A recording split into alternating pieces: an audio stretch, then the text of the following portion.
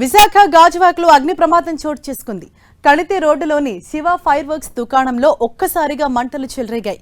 దట్టంగా పొగ వ్యాపించడంతో స్థానికులు భయాందోళనకు గురయ్యారు.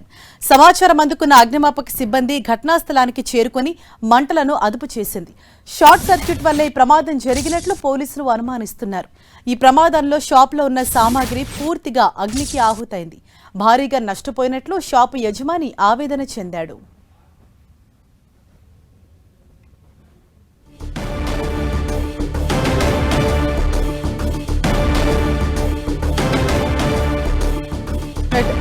విశాఖలోని ఓ షాప్లో ఒక్కసారిగా అగ్ని ప్రమాదం సంభవించుకుంది. అయితే షార్ట్ సర్క్యూట్ వల్లే ఈ ప్రమాదం జరిగినట్లుగా పోలీసులు ప్రాథమికంగా అంచనాకు వచ్చారు. ప్రస్తుతానికి ఆ మంటలు అయితే పూర్తిగా అదుపులోకి వచ్చినప్పటికీ చుట్టూ కూడా ఇంకా దట్టంగా పొగ అలుముకొని ఉంది.